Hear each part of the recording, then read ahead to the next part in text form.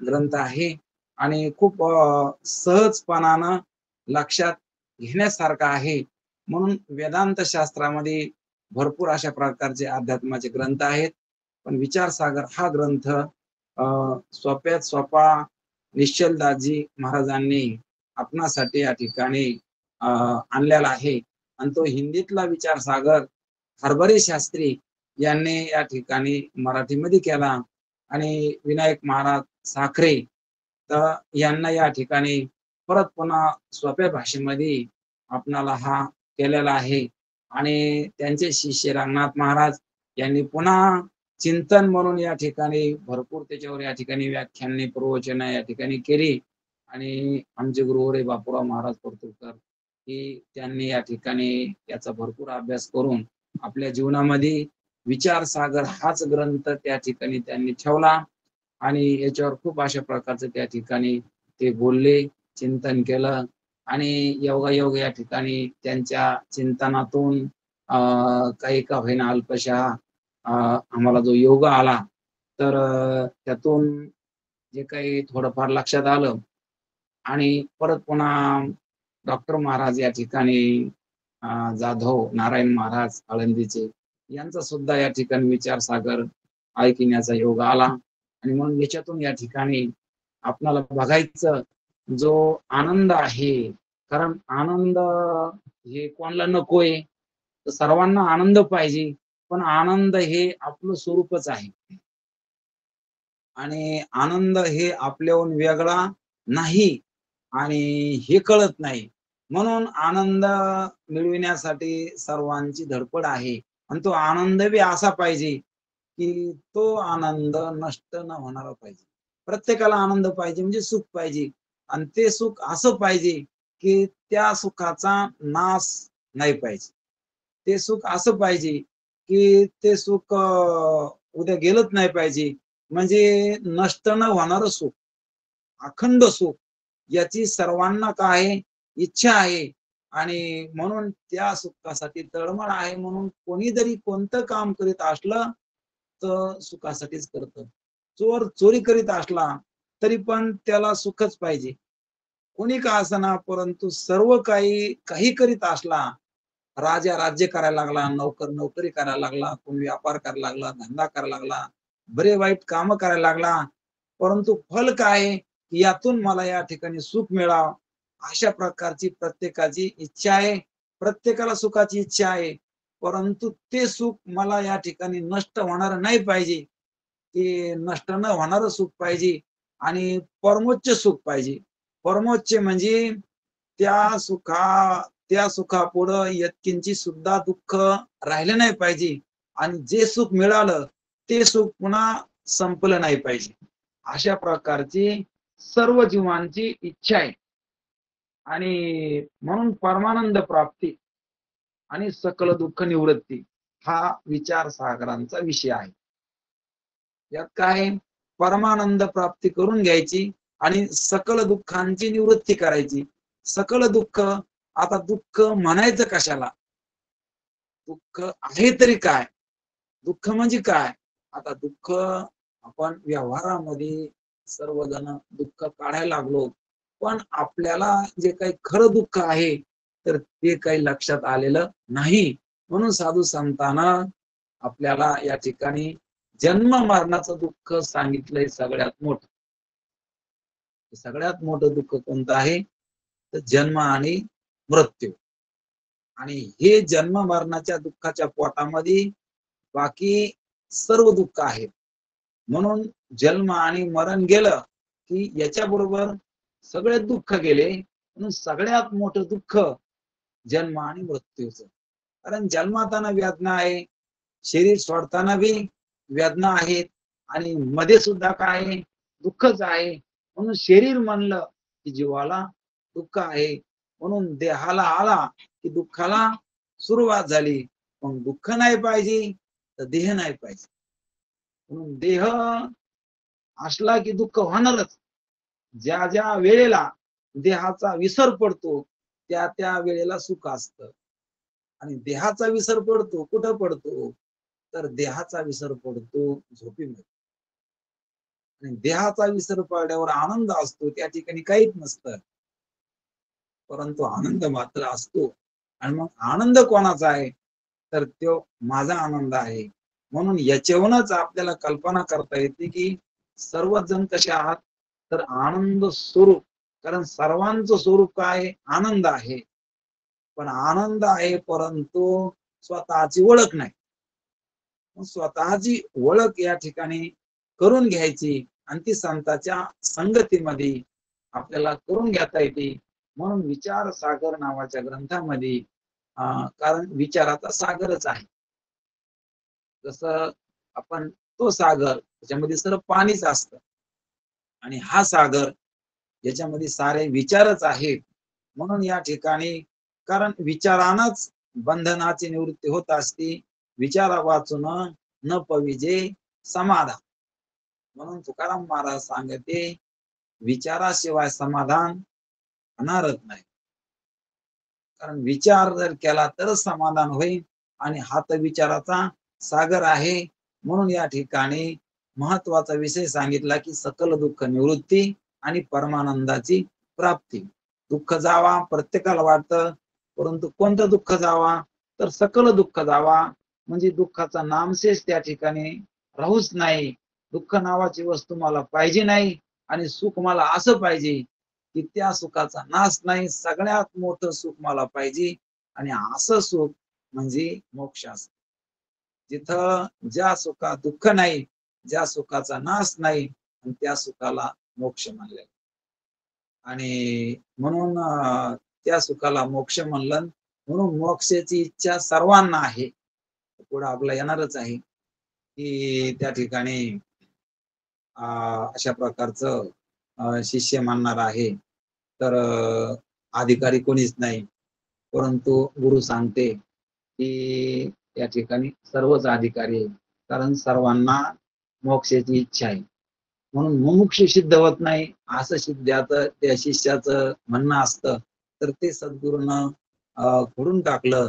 अरे सर्वांना जर सुखाची इच्छा आहे आणि कोणत्या सुखाची इच्छा आहे, तर परमोच्च अशा प्रकारच्या सुखाची इच्छा आहे. म्हणजेच मोक्ष सुखाची इच्छा आहे. म्हणून सर्वच जण मुमुक्ष आहात. आणि म्हणून या ठिकाणी विचारसागरामध्ये आपण बघतो की बुद्ध मत, जैन मत या ठिकाणी चार्वाक या सर्वांचं खंडन केलं. कारण का केलं? तर हे यांच्या बुद्धीत दोष आहेत आणि वेदांत मत जे आहे तर ते सत्य आहे. आणि म्हणून आपण पाहतो की ब्रह्म सत्यम जगत मिथ्य जीव ब्रह्मैक्य नापा. कारण ब्रह्म सत्य आहे, जगत मिथ्य आहे, जो ब्रह्मरूप आहे. कारण ब्रह्म सत्य आहे, बाकी काही सत्य नाही. आणि जग मिथ्याच आहे, जीवाचं स्वरूप ब्रह्म आहे. आणि हे सगळ्या वेदांताचं सार आहे. म्हणून या ठिकाणी कोटी ग्रंथ आहेत, पण त्या ग्रंथातलं मुख्य इतकंच आहे की ब्रह्म सत्यम जगत मिथ्या जीव ब्रह्मेव नापरा. की जीव ब्रह्मरूप आहे हे सिद्ध करून दिलंय. आणि आपण माणूस आहात हे सिद्ध करता येत नाही.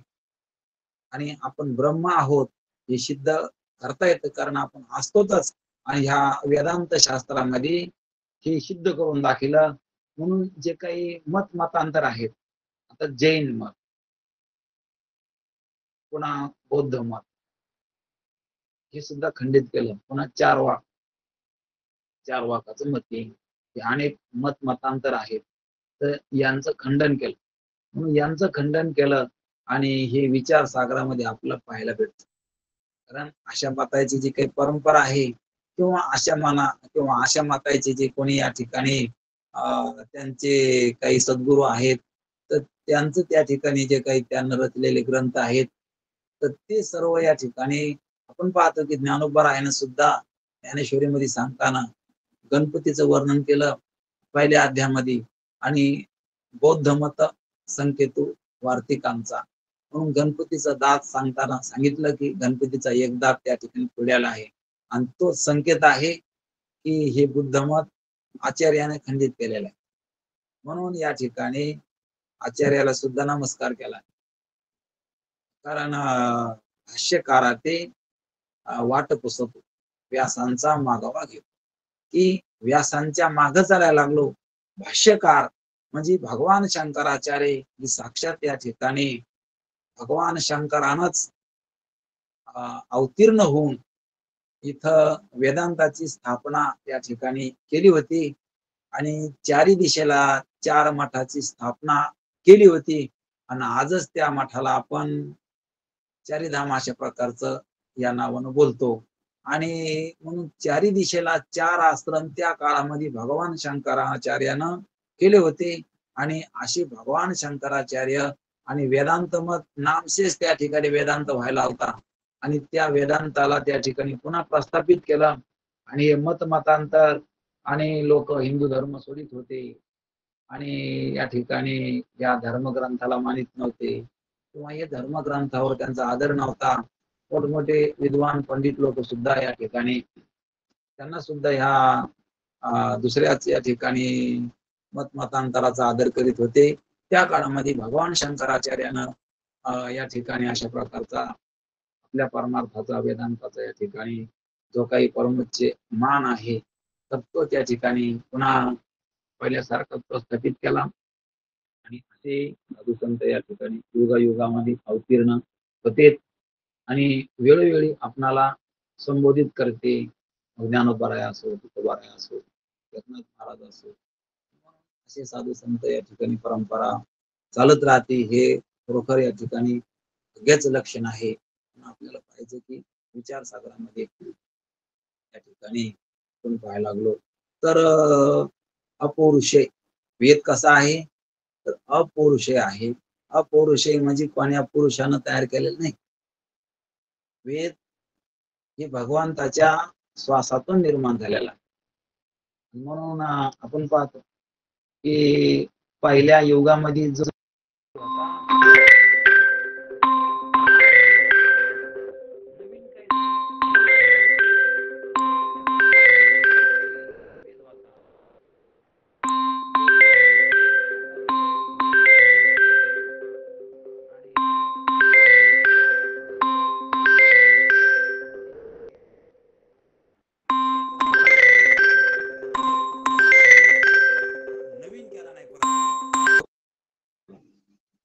तर तोच त्या ठिकाणी पहिलाच वेद अशा प्रकारचं त्या ठिकाणी त्याची पुनरावृत्ती या ठिकाणी करण्यात आली. म्हणून आपल्या ध्यानात घ्यायचं वेद कसा आहे तर अपौरुषेय आहे. अपौरुषेय शब्दाचा अर्थ कोण्या पुरुषाने तयार केलेला नाही त्याला काय म्हणायचं अपौरुषेय. आणि बाकीचं जे काही तुम्ही आम्ही बोलतो ते बोलणं पौरुषेय असतं आणि पौरुषेय बोलण्यामध्ये दोष असतो आणि अपौरुषेय असतं तर ते बोलणं निर्दोष असत. कारण पुरुषकृत बुद्धी कारण बुद्धीमध्ये भ्रम असतो, प्रमाद असतो, कर्णलिप्सा असते, अशा प्रकारचे त्या ठिकाणी दोष असते. कारण प्रमाद म्हणजे आपल्याला कसं वाटतं की एखाद्याला सांगितलं आपला खोकला यायला लागला आणि तरी पण ते आंबट खातो. हा काय प्रमाद आहे आणि भ्रम आहे. एक दिसत एक असतंय भ्रम रज्जुवरी भाषेने आणि कर्णपाठाव आहे. एखाद्याला सांगितलं एखाद्या म्हाताऱ्या माणसाला लांब लांब जा तो लांब लांब जात नाही तिथूनच राम राम करतो. तर मग त्याला काय ऐकायला भेटलं राम राम. त्याला काय सांगितलं लांब लांब जाय. तर अशा प्रकारचं ऐकायला सुद्धा त्या ठिकाणी कर्णपाठाव म्हणजे वेगळंच येतं की कानानं व्यवस्थित ऐकू येत नाही. हा एक दोषच आहे. आणि मग अशा प्रकारचं किंवा आपलं शिकलेलं कोणाला कळू नये विप्रलिप्स की आपण शिकलो हे कोणाला कळू नये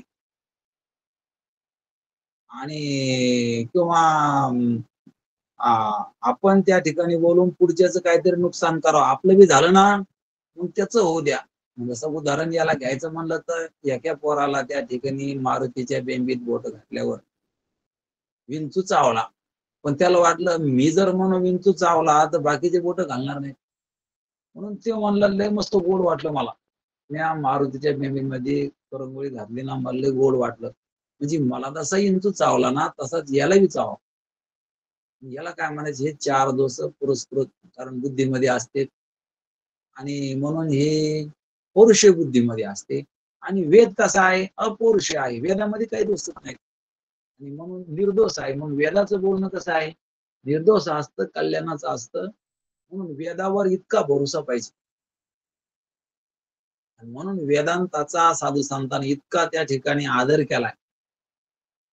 म्हणून आपण वेदांताचा आदर करताना ज्ञानोबारायांची गोवी या ठिकाणी आलेली आहे की नाही गा श्रुती पुरवती माऊलीचा का अहितापासून काळी ती हित देऊनी वाढविती नाही गा श्रुती पुरवती माऊली जगा. कारण श्रुती सारखी शास्त्रासारखी आई जगामध्ये कोणती नाही. कारण का तर श्रुतीनं जे काही आमचं कल्याण इच्छिलं तेवढं कल्याण जगातला कोणालाच करता येत नाही. म्हणून श्रुती काय करते तर आमचं कल्याणच करते. म्हणून श्रुती सारखी आई जगात कोणतीच नाही. म्हणून श्रुती माता आमची खरी माता आहे. म्हणून आपण बऱ्याचशा अभंगामध्ये पाहतो की वेद मार्गे मुनी गेले त्याची मार्गे चालिलो नकळीची विषय अंदा म्हणून उघड बोलिलो. म्हणून वेदानं जो मार्ग सांगितलाय त्या मार्गाने चाललं पाहिजे. कारण वेदानं सांगितलं हे करा तर ते केलं पाहिजे. वेदानं सांगितलं, वेद म्हणा शास्त्र म्हणा, त्यानं जे सांगितलं ते केलं पाहिजे आणि जे करू नको म्हणलं ते केलं नाही पाहिजे. म्हणून शास्त्राचा निर्णय सांगताना भगवद्गीतेमध्ये अशा प्रकारचं वर्णन आलंय की 16व्या अध्यायामध्ये देवानं सांगितलं की तस्मान शास्त्र प्रमाणंते कार्य व्यवस्थितो. कारण शास्त्र सांगत तसं कर, तुला काय करायचं काय करायचं नाही हे तू ठरवू नको. शास्त्र म्हणेल तसं कर. ज्ञानोबराय सांगते शास्त्र म्हणेल सांगावे ते राज्यही तृण मानावे जे घेववी ते न म्हणावे विषय विरो. कारण आपलं मन काही म्हणतंय, आपल्या मनाला काय नसतंय. कारण मन आपल्याला चुकीचा रस्ता दाखवत असतं आणि हे बरोबर रस्ता दाखवण्यासाठी शास्त्र असतं. कारण प्रत्येकाचं मन चुकलेलं असतं. म्हणून कोणाचं ऐकू नाही, पण शास्त्राचं संतांचं ऐकल्याशिवाय राहू नये. कारण ते आपल्याला खरा मार्ग दाखविणारे आहेत. म्हणून शास्त्राची संगती केली पाहिजे आणि म्हणून ज्ञानोबरायानं शास्त्रांचा आदर केला आणि शास्त्राला म्हणले माऊली. श्रुती म्हणजे वेद, वेदाला खरी आई म्हणली. कारण आई काय करते, आपलं हित करीत असते आणि म्हणून नाही गा श्रुती पुरवती माऊली जगा. म्हणून वेद कसा आहे तर अपौरुष आहे. म्हणजे कोणत्या तरी पुरुषानं तयार केलेला नाही, तर देवाच्या श्वासापासून वेद तयार झाला आणि त्या वेदामध्ये जीवाच्या कल्याणासाठी जे सांगितलेलं असतं त्याच्यावर आपला आत्यंतिक विश्वास पाहिजे. आणि पुरुषाच्या बुद्धीमध्ये दोष असते आणि म्हणून त्या ठिकाणी पुरुषकृत बुद्धीचा स्वीकार करू नये आणि वेदांत मत वेदाचं सांगितलेलं त्या ठिकाणी सोडू नये. म्हणून या ठिकाणी अशा प्रकारचं जीवाला इच्छा पाहिजे. कशाची की जन्म मृत्यूतून पार पडण्याची. कारण जन्म आणि मृत्यू हे दोन तट आहेत. ह्या तटावून त्या तटावर जायचं. जन्माला म्हणजे ह्या तटावून त्या तटावर जायचं. जन्म पुढं मृत्यू आणि मृत्यू झाला की परत पुन्हा जन्म, जन्म झाला की परत पुन्हा मृत्यू. म्हणून ज्ञानोबराय याला दृष्टांत देतात की रहाट गाडग. पूर्वीच्या काळामध्ये रहाट गाडगे असायचे. एक भरलं की एक विचायचं, एक भरलं की एक विचायचं आणि पुन्हा दुसरं दिसलं की ते पुन्हा भरायचं, ते पुन्हा रिचायचं. असं त्या ठिकाणी पुनरावृत्ती येणं आणि जाणं. पण येणं सोपं नाही आणि जाणं पण सोपं नाही. म्हणून तुकाराम महाराज हे सांगताना त्या ठिकाणी सांगते किती येळा जन्म यावे किती व्हावे फजिती म्हणून या जीव भ्याला शरण गेला विठोसी. कारण किती वेळा जन्माला यायचं आणि किती वेळ स्मरायचं. कारण जन्म आणि मरणाची परंपरा या ठिकाणी चालू आहे आणि ती मनुष्य देहातल्या जीवाला या ठिकाणी परंपरा चुकीता येते. म्हणून या ठिकाणी काय करायचं तर सर्वात मोठं दुःख आहे की जन्म मरणाचं. आणि हे आपल्या बुद्धीनं आपल्याला ध्यानात येतं. आणि म्हणून जन्म आणि मरण हे ज्याला निवृत्त व्हावा असं वाटत असेल, तर त्याला काय म्हणायचं? मुमुक्षू म्हणायचं. कारण मुमुक्षू म्हणजे ज्याला मुक्त होण्याची इच्छा आहे, त्याला काय म्हणायचं? मुमुक्षू. आणि जो मुमुक्षू असन तर त्यानं श्रवण केलं पाहिजे. कारण श्रवणानं काय होतं, की हे ज्ञान असतं, हे कानाच्या द्वारातून शिरत असतं. कारण याला जायला फक्त कानच आहे. म्हणून या ठिकाणी श्रवणाचे मीचे बैसावे येऊनी आणि साम्राज्य होऊनी सुखी नांदे. श्रवणाच्या निमित्ताने या ठिकाणी आपण बसलो तर त्या श्रवणातून ज्ञान होत असतं आणि ज्ञाना व्हायला भेटी ध्यानाची या ध्याना परिस सांगू तो हा आत्म लाभो दया अविनया जोगू शांती सुखाचा ऐसे ह्या वाटा. कारण या ठिकाणी अशा प्रकारचे रस्ते सांगितले. त्या ज्ञानानं ध्यान होईल, ध्यानानं अशा प्रकारची शांती प्राप्ती होईल आणि शांतीने या ठिकाणी तुला परमच्च अशा प्रकारचा आनंद होईल. पुन्हा त्या आनंदाची इच्छाच राहणार नाही. अशा प्रकारच्या आनंदामध्ये आपण जातो आणि या आनंदात नेण्यासाठी स्तुती माऊलीनं आपल्याला जो काही मार्ग सांगितला की म्हणून अशा प्रकारचं श्रुतीच्या मागे चाललं पाहिजे. म्हणून वेद मार्गे मुनी गेले त्याची मार्गे चालिलो नकळेची विषय अंधा म्हणून उघड बोलिलो. म्हणून विषांध लोकायला हे कळत नाही. म्हणून जरी करता श्रवणाला आला तर त्याला श्रवणाचं महत्व कळत नाही. त्याला अभिषेकाचं महत्व वाटतं, त्याला काहीतरी पूजा करण्याचं महत्व वाटतं. असू द्या, परंतु श्रवणानं सुद्धा पुण्य होत असतं.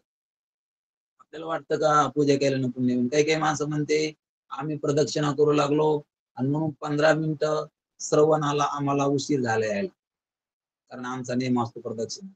आम्ही पूजा करू लागलो आणि म्हणून ते पूजा सोडून आम्हाला श्रवण करायला येता नाही आलं. परंतु ज्ञानोबराय त्यांना प्रश्न करते की मग तुम्हाला त्या ठिकाणी पूजा करण्यात पुण्य वाटतं आणि श्रवण करण्यात पुण्य नाही का? तर श्रवण करण्यामध्ये किती पुण्य आहे? तर महाराज सांगत असते, पृच्छ चांद्रेयन नावाचं व्रत आहे. पृच्छ आणि चांद्रेयनी 2 व्रत आहेत. तर पृच्छ कशाला म्हणायचं?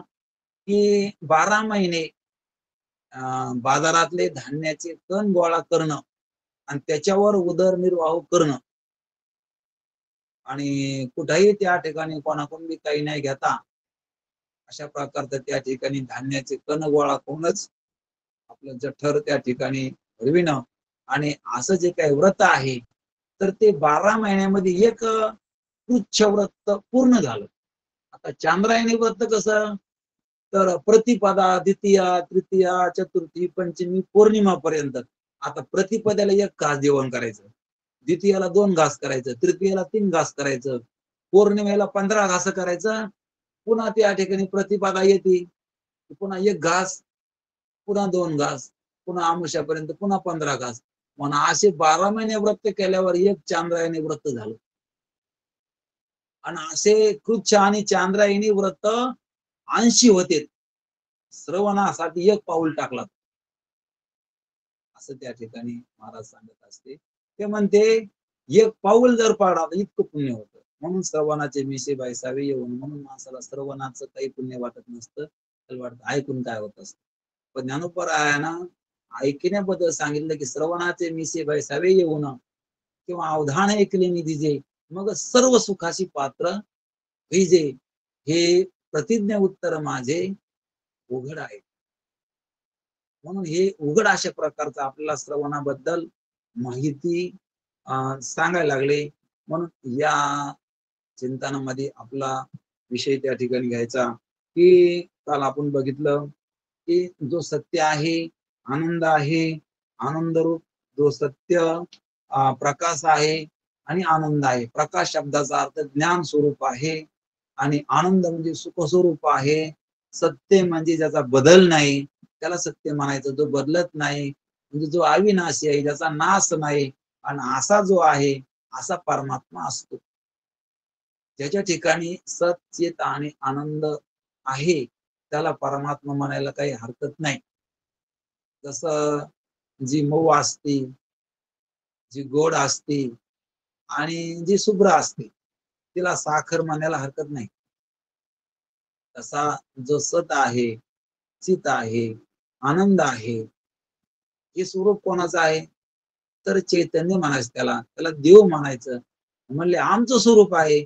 मग तुम्हाला कोण म्हणलं तुम्ही चैतन्य नाहीत म्हणून? कारण आपण चैतन्य स्वरूप असताना चैतन्य का वाटणार? ते म्हणले आपल्याला देहच मी वाटायला. कारण देहाला मी म्हणून आपण या ठिकाणी गुंतलो, म्हणून आपण चैतन्य असून सुद्धा आपण चैतन्य वाटणार. आता देह मी नाही अशा प्रकारचे या ठिकाणी आपल्याला काढायचं, याला बाजूला करायचं. आणि म्हणून मी आत्मा आहे, मी जाणणार आहे, अशा प्रकारचं लक्षात येत असतं. म्हणून मी काय नाही तर देह नाही, म्हणून देह नाही. आणि कशा कशा प्रकारानं म्हणून चिंतन करताना आपल्याला काय काय शंका येतात. आणि म्हणूनच या ठिकाणी यानं शिष्यानं तशा प्रकारचे प्रश्न करून अनेक पद्धतीनं सद्गुरूला या ठिकाणी आपल्या शंक्याचं समाधान करून घेतलं आणि ते विचार सागरामध्ये मांडणी केली. आणि म्हणून आपल्या सुद्धा शंका या ठिकाणी अशा प्रकारच्या निवृत्त होत्यात. आणि म्हणून त्या ठिकाणी श्रवण खूप महत्वाचं आहे. म्हणून आपल्याला पाहायचं आता की जो परमात्मा आनंद स्वरूप आहे, सत्य स्वरूप म्हणजे त्रिकाल बाधित आहे आणि ज्ञान स्वरूप म्हणजे प्रकाशमान आहे. कारण तिन्ही कालामध्ये आहे. माग होता, आता आहे आणि पुढे बी राहणार. म्हणून सत्य स्वरूप आहे. प्रकाशमान आहे म्हणजे जाणणार आहे. म्हणून सगळं मला कळालं आणि मी सुद्धा मलाच कळालो. सूर्य सूर्याला दिसला आणि बाकी सगळं सूर्यानंच दिसलं. सूर्याला पाहायसाठी सूर्यच लागला आणि बाकी सगळं पाहायला सुद्धा सूर्यच लागला. तसं मला जाणायला सुद्धा मीच लागलो, कारण मला मीच कळालो, सगळं मला कळालं.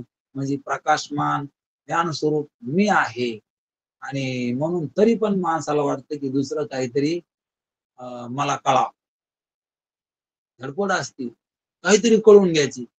म्हणून हे आपण ज्ञानस्वरूप आहे, हे तो धाडिले वाय आणि विषय ज्ञान हे गगना एवढा. ज्ञानोबराय सांगते 14व्या अध्यायामध्ये आपण ज्ञानस्वरूप आहे, आपण प्रकाशमान आहे, ज्ञानस्वरूप आहे, हे तर सोडून दिलं. पण दुसरं काहीतरी ज्ञान प्राप्त होऊन मी ज्ञानी त्या ठिकाणी व्हावा, मला काहीतरी सगळं काही सगळी माहिती मला असावं असं प्रत्येकाला वाटत असतं. म्हणून प्रत्येक जण माहिती गोळा करीत असतो आणि त्या माहितीला ज्ञान समजायला लागला. ज्ञान तर हाच आहे. मला सांगत असते की खरे डोळे फोडून टाकले आणि पेंटर करून डोळे काढून घेतले सुंदर असं काढून. मग शहाणा आहे का मूर्ख? आपले खरे डोळे आहेत ना ते फोडून टाकायचे आणि पेंटरला म्हणायचे की चांगले डोळे मला काढून द्या. मग आपण ज्ञानस्वरूप आहे हे तो धाडिलेवा आहे. कारण मी ज्ञानस्वरूप असताना तिकडे ध्यान नाही आणि या बाकीच्या ज्ञानाचं त्याला मोठेपणा वाटायला लागलं. ही माहिती मला, ती माहिती मला. मग कसं झालं? ते म्हणले पेंटरनं डोळे काढले ना त्याच्या मोठेपणात आहे. डोळे गेलं का याचं काही वाट नाही याला. म्हणून आपण ज्ञानस्वरूप आहे, म्हणून आपण प्रकाशमान आहे म्हणजे ज्ञानस्वरूप आहे, सत्य आहे. म्हणजे तिन्ही कालामध्ये आपलं असणं आहे. आपण कधी नाही असं नाही. कधी बी आपण आहोत. म्हणजे आपलं असणं कधी नसणं होत नाही. ज्याचं असणं कधी नसणं होत नाही त्याला सत्य म्हणायचं. पण आपण काय सत्य स्वरूप आहे. म्हणून प्रत्येकाचं स्वरूप काय सत्य आहे. सत्य कशाला म्हणायचं? जे तिन्ही काळात असतं त्याला सत्य म्हणायचं. माग होतं, आता आहे, पुढे राहणार. देह सत्य नाही कारण माग नव्हता, पुढं राहणार नाही. आता दिसायला तर खरा नाही. मग वेदांत शास्त्र या ठिकाणी इच्छाच होत नाही कोणाला ऐकायची. कारण इथं काही दिसतच नाही ना फळ. आणि म्हणून या ठिकाणी वेदांत कोणी ऐकत नाही. जे ऐकत असतील ते भाग्यवान आहे. कारण सगळ्याला दुःख निवृत्त करायचे, पण प्रपंचातले करायचे. काहीला हे पाहिजे, काहीला ते पाहिजे, काहीला मुलं पाहिजे, काहीला धन पाहिजे. परंतु तुकाराम महाराज सांगते, नयो माझे वाचे ऐसे वचन हवे संतान द्रव्य कोणा देवा माझ्या वाणी वाट असं वचन येऊ देऊ नको की कोणाला संतान व्हावा, कोणाला द्रव्य मिळावं. कारण ह्या गोष्टीपासून जीवाला सुख होणार नाही, पण ताप होणार आहे.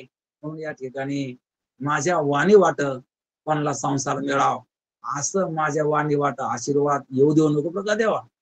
कारण येईन एखाद्या वेळेस, पण येऊ देऊ नको. म्हणून साधू संतांना अशा प्रकारचं त्या ठिकाणी संसाराविषयी उदास होते. आणि म्हणून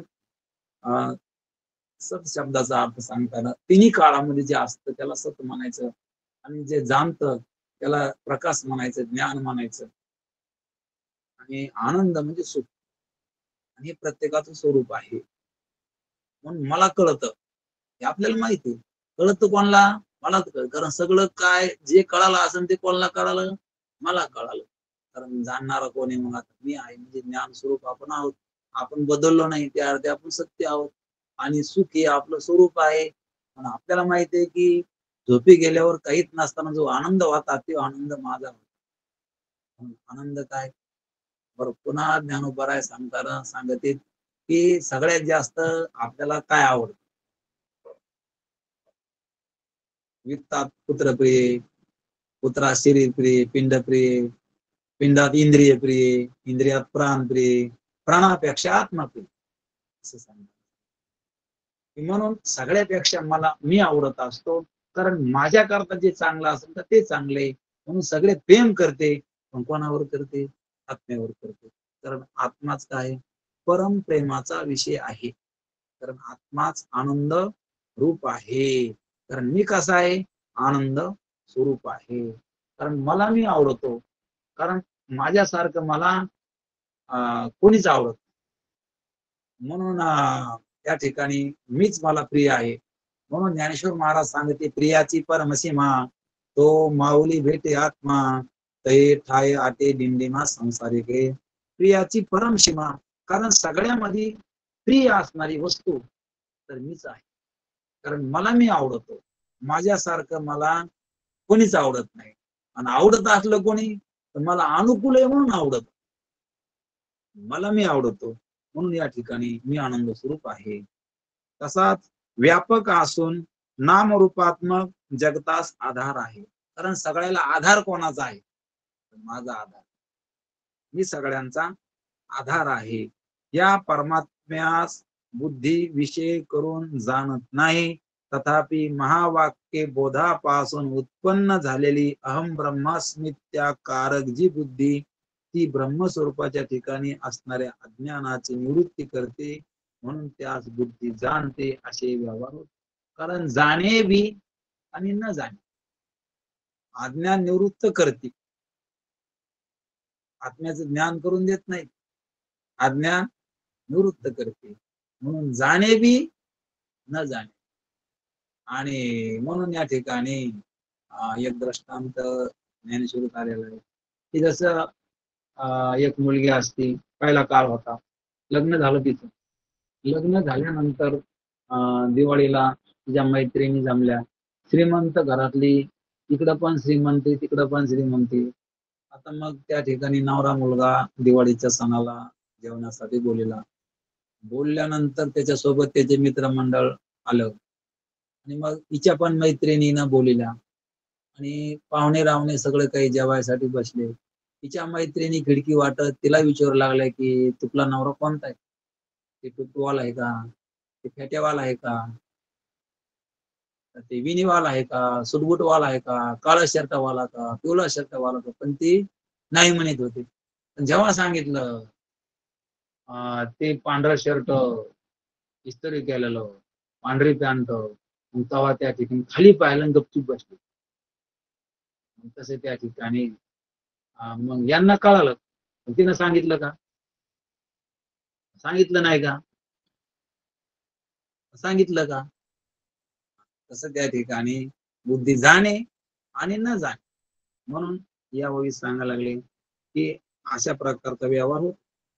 असा जो माझा अपार स्वरूप सागर आहे, त्यावर ब्रह्मा विष्णू शंकर गणपती, कारण मी अशा प्रकारचा अपार आहे की माझा ब्रह्मस्वरूपानं जर पाहिलं तर माझ्या ठिकाणी हे सगळे देवता लोक एक अंश आहे. कारण माझं स्वरूप अखंड मानल्यावर माझा खंड नाही ना. आणि या देवताचा खंड खंड आहे. एक ब्रह्मदेव अलग आहे, विष्णू अलग आहे, महादेव अलग आहे, गणपती अलग आहे, याचे खंड खंड आहेत. आणि मी कसा आहे? अखंड आहे. अखंड म्हणल्यावर त्या ठिकाणी माझा खंड नाही, माझ्या ठिकाणी भेद नाही. म्हणून या ठिकाणी ह्या देवता का असना, परंतु आता या आकाराला आलेल्या आहेत ना, म्हणून या ठिकाणी त्या खंड खंड आहेत ना, आणि म्हणून माझ्या स्वरूपावरच येते आता. आणि जसा समुद्र असतो, समुद्रावर लाटा असतात, तसे ह्या सगळे अवतार सुद्धा म्हणजे माझ्यावर लाटा आहेत. मी असं पूर्ण ब्रह्म आहे. आणि असं आपलं ब्रह्मत्व ध्यानात आल्यानंतर मग त्याला तो स्वतःपेक्षा मोठं कोणाला समजतच नाही. इतका भारी भरतो. मग खऱ्यानं भारी भराव का खोट्यानं भारी भराव? सगळ्याला वाटतं आपण भारी पाहिजे, पण भारी व्हा आपण खऱ्यानं का खोट्यानं? इकडे संसारामध्ये जे भारी होणे ते खोट्यानं भारी होणे. साधू संत म्हणते खऱ्यानं मोठे व्हा, तुम्ही खऱ्यानं भारी भरा. म्हणजे आपण त्या ठिकाणी खऱ्यावर यावा. मग त्या ठिकाणी आपण स्वतःला मस्तीत यावा. आपल्याच खेलो आपणी रामाई साथ, जैसी वैसी करलो बात. कारण मग सर्व सत्ता आली हाता, नाम याचा खेचर दाता. नामदेव महाराज सांगते की खेचरानं काय केलं? कमालच केली. त्या खेचरानं सर्व सत्ता माझ्या हातात दिली. आता या ठिकाणी मला दुसरं कोणीच नाही आता या जगतामध्ये, मीच या ठिकाणी आहे असं मला कळालं. म्हणून जो परमात्मा सर्वज्ञ ज्ञान स्वरूप असून अत्यंत दयाळू आहे, मुनी ज्याचे सदैव चिंतन ध्यान करतात, त्या परमात्म्याचे माझ्या बुद्धीत माझे म्हणजे परमात्मा स्वरूप जो मी त्याच्यात त्याचे भान होते. माझ्या बुद्धीत त्याचे भान होते. एवढा मोठा परमात्मा का असना, परंतु बुद्धी कशी आहे? आरशासारखी स्वच्छ आहे, सत्वगुणाची आहे. म्हणून त्या परमात्म्याचे प्रतिबिंब रूप भान होण्याला योग्य आहे. माझ्या बुद्धीमध्ये ते परमात्मा कळायला लागला. म्हणून अविद्या कार्य आहे म्हणून मिथ्या आहे. आणि बुद्धी कशी आहे? अविद्येचं कार्य आहे म्हणून बुद्धी बी कशी आहे? मिथ्या आहे.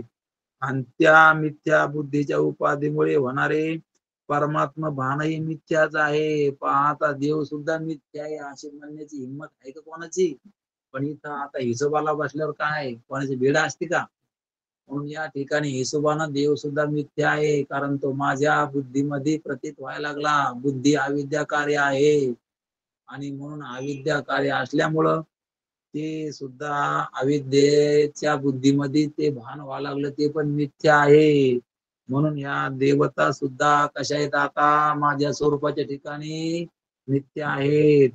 आता दोरीच्या अज्ञानामुळे जसा सर्पभ्रम होतो का, त्याप्रमाणे परमात्म स्वरूप ज्ञानाने परमात्म स्वरूपावर जीवास जगतभान होते. कारण वास्तव काय? दोरी. पण दिसायला लागला काय? सर्प. कारण सर्प दिसायला कारण काय? की दोरी कळाली नाही. तसं परमात्मा कळाला नाही म्हणून जगताचं भान व्हायला लागलं. आता परमात्मा कळाल्यावर जग कुठे? म्हणून जागता जगदेव. म्हणून तशा प्रकारचं वास्तविक पाहिले तर जसा दोरीवर सर्प नाही, तसे परमात्म्यावर जगत नाही. दोरीवर सर्प आलाच नाही, गेलाच नाही, पण वाटू लागला. तसा जग झालंच नाही, पण वाटू लागलं. ही सुद्धा कल्पना होती. म्हणून या ठिकाणी सांगायला लागले, जगत किंवा तत्कारण अज्ञान यांचा संबंध रहित अनादि शुद्ध जे ब्रह्म आहे ते मी आहे. आपली जी ब्रह्मरूपता आहे अनादि असणारी, ती या ठिकाणी सिद्ध आहे.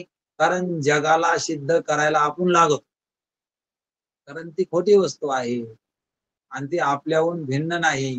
कारण ती जशी त्या ठिकाणी स्वप्न ज्यानं पाहिलं त्याच्याहून वेगळं नसतं, ते तेच असतं. तशा प्रकारचं हा दृढबोध ज्यांस नाही, परंतु या जन्मांतराच्या पुण्यकर्मानं दृढबोधाची इच्छा आहे का, त्यांनी बोध प्राप्ती करता परमात्म्याचे चिंतन करावे. बोध नाही पण बोध भरून घेण्याची इच्छा, बोध मला व्हावा अशा प्रकारची इच्छा. म्हणून इथपर्यंत आपलं बघायचं की इच्छा ज्याला होती बोध होण्याची, त्याला म्हणायचं मुमुक्षु. काही मी उद्धार पावेना, काही कृपा करील नारायण, अशी तुम्ही सांगा संतजन. अशा प्रकारची इच्छा व्हायला पाहिजे. नाहीतर नुसतं त्या ठिकाणी यायचं म्हणून येणं वेगळं, ऐकीनं वेगळं असतं, खरोखर मुक्त होण्यासाठी ऐकीनं वेगळं असतं. त्या संसार बंधनातून पार पडायसाठी ऐकणं वेगळं आहे आणि नुसतं ऐकणं वेगळं आहे. म्हणून आळंदीचे महाराज सांगत असते, ते म्हणते की एक ऐकायला श्रवणाला आला आणि मग सद्गुरू म्हणते तुला काय पाहिजे, ते म्हणला मला मुक्त व्हायचं. मग ते म्हणले मग देवाकडे जा. मग त्या ठिकाणी देवाची तपश्चर्या केली. मग देवाची तपश्चर्या केली आणि मग देव प्रसन्न झाला. मग देवाला काय मागितलं, देवा मला मोक्ष दे. मग देव म्हणला दुसरं काही मागाडे, मोक्ष मागू नको. देव मला मोक्षच पाहिजे. मग ते मला तुला मोक्ष भेटन, पण मग माझी एक अट आहे. तुला मोक्ष भेटन, मोक्ष त्या ठिकाणी मोक्ष म्हणजे परमोच्च आनंद. आणि तुला मोक्ष भेटला की लगेच तुला या ठिकाणी मग काही दिवस आयुष्य राहील तुपलं. आणि त्या आयुष्यामध्ये तुला इतका आपल्या त्या ठिकाणी शरीराला रोग जोडन की तुला खूप अशा प्रकारच्या वेदना होत्या आणि खूप अशा प्रकारचे रगतपिटी तुला होईल आणि खूप वेदना होत्या आणि पण तू मुक्त होशील. मग ते म्हणलं मग अशी काय करायची मुक्ती मला. मग ते म्हणला अशी मुक्ती नाही पाहिजे मला. आता बरं नव्हतं का, शरीर तर पडणारच आहे ना. परंतु ते म्हणला मग जाऊ द्या, ह्या जन्मात नाही पुढे जन्मात घेऊ. म्हणजे तीव्र वासना कुठे मुक्त होण्याची, म्हणजे तीव्र वासना लागत असते. ज्याला तीव्र वासना आहे त्याला मुमुक्ष म्हणायचं. असे मुमुक्ष त्या ठिकाणी श्रवणात आल्यावर त्यांचं त्या ठिकाणी कार्य होत असतं. म्हणजे जन्म मरणातून ते पार पडत असते. इथपर्यंत आपण आता घेतलं. पुढचा भाग उद्या कसा आहे दान होईल. आता विश्वात्मके देवे येणे वाघयज्ञ तोषावे, तो सोनी मज द्यावे पसाय दान. जे खळाची व्यंकटे सांडो तया सत्कर्मी रती वाढो, भूता परस्परे करू दुरितांचे तिमिर जाओ, विश्व स्वधर्म सूर्य पाहो, जो जे वांछिल तो ते नाहो.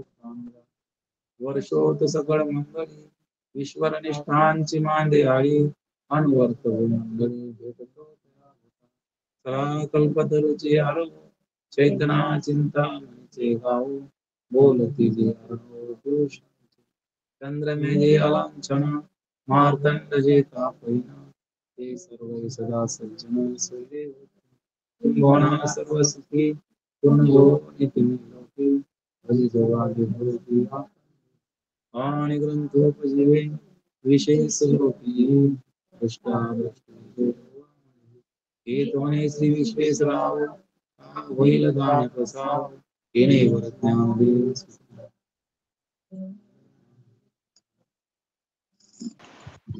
कुंडलिकावरती हरी श्री ज्ञानदेव तुकाराम. जय हरी. जय हरी. जय जय हरी महाराज. जय हरी. जय जय जय जय महाराज.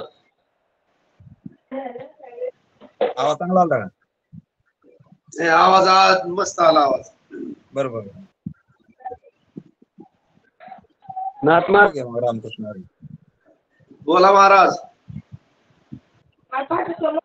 दिगंबर महाराज बोला. जय जय हरी. जय हरी बोला ना. जय हरी. नाही मस्त टाइम. संध्याकाळ टाइम बरे मग. सकाळी आपल्याला